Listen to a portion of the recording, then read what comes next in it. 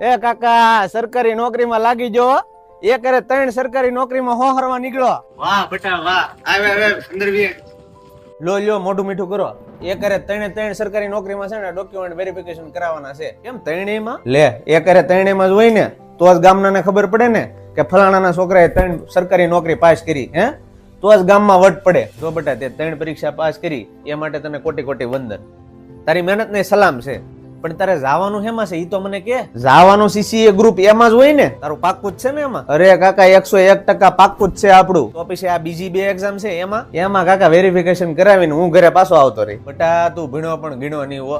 તારે ખાલી ગામમાં દેખાડો કરવા ને ઇન્સ્ટા વોટ્સઅપ માં સ્ટેટસ અને સ્ટોરીઓ મૂકવા હાટું અને ગામમાં વાહવાઈ લૂંટવા હાટું તારે 3માં ડોક્યુમેન્ટ વેરિફિકેશન કરાવ નાખવું છે. જો કે તારે જવાનું તો સીસીએ માં છે તો ખોટે ખોટું શું કામ બીજી 2 નોકરીમાં તારે વેરિફિકેશન કરાવવું હે.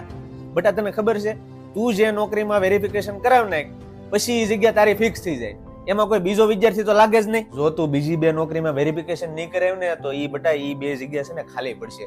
ત્યાં કોઈક ગરીબના દીકરા દીકરી છે ને ઘણા સમયથી તારી જેમ મહેનત કરે ને ઈ જગ્યા ઉપર લાગી જશે. તારું ઓપ્ટ આઉટ નું એક પગલું છે ને આ કોઈક બીજા 2 પરિવારના ઘરે છે ને અંજવાળું કરશે. કોકના મા બાપ તને આશીર્વાદ ને દુઆ આપશે. બેટા આશીર્વાદ છે કાકા તમારી. તો હું આજે છે ને બીજી 2 એક્ઝામ છે ને એમાંથી ઓપ્ટ આઉટ કરાવી નાખું છું. હા એમ શાબાશ. લાવ હવે હું તને મોઢું મીઠું કરાવું લે.